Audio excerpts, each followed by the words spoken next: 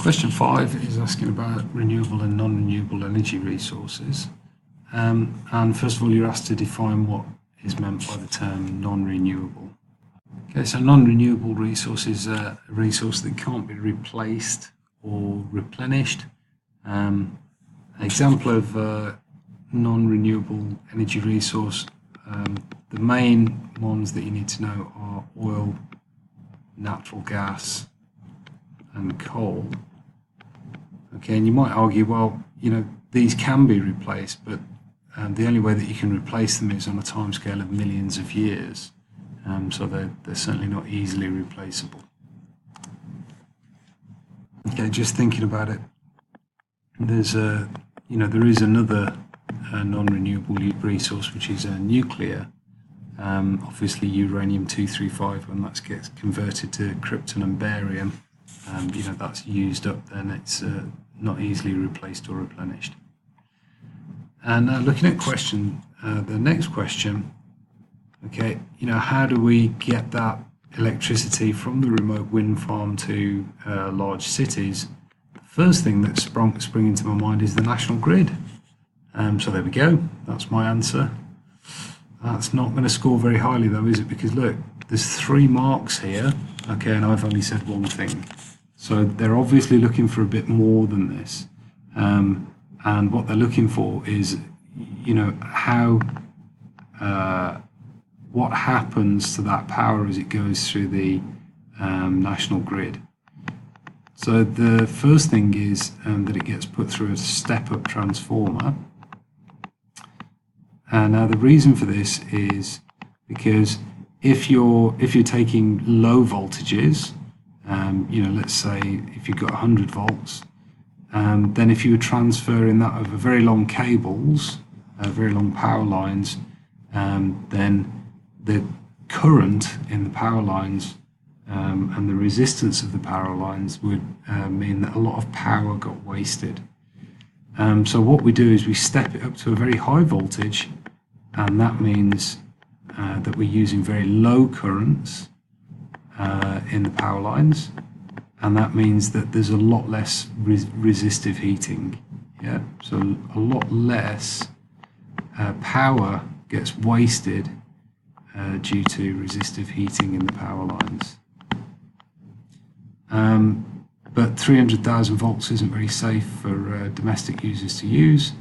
So then the next thing that you need at the other end is a step-down transformer to get it down to a safe voltage for domestic usage, which in the UK and Thailand is about 240 volts. Okay, next question is asking you for the advantages and disadvantages of wind farms, and they're asking you to discuss.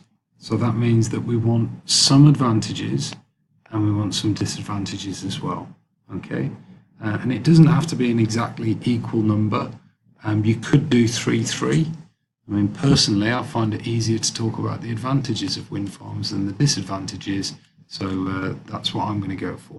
Okay, so number 1 is renewable, which means that it's an energy resource that doesn't get used up, it can be replaced. It's got very low running cost. Now, it's not just enough here to say that it's cheap. Okay, the low running cost is a much better answer. The wind farms aren't particularly cheap to build, but once you've built them, they've got very low running costs. I mean, the wind keeps blowing for free. You don't have to keep putting more wind in.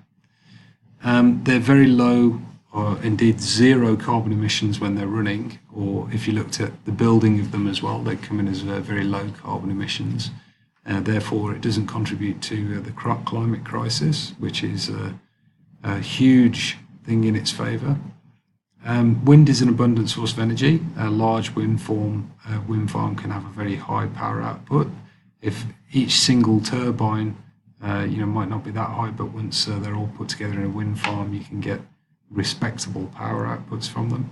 And then also, it can be good for the economy of remote places, jobs for the local economy into building it and maintaining it. There's 5. I'm sure I could have come up with some more, but I'm going to stop there because the question asked me to discuss. And if I just put advantages down, then that wouldn't be a discussion. So now I need to think of some disadvantages. Okay, so the wind turbines, can cost a lot to build. I think the payback time is typically about 8 to 10 years to pay back the construction cost of them. So it is an investment. Some people find them ugly. I don't. I think that they're beautiful. I'd love it if I could see one from my house. But some people object to them on the grounds of aesthetics and think that they're ugly. They only provide power when the wind blows. So this means that the output is not constant, and also that there's a limited amount of suitable sites where you can build them. Obviously, you want to pick sites that are windy.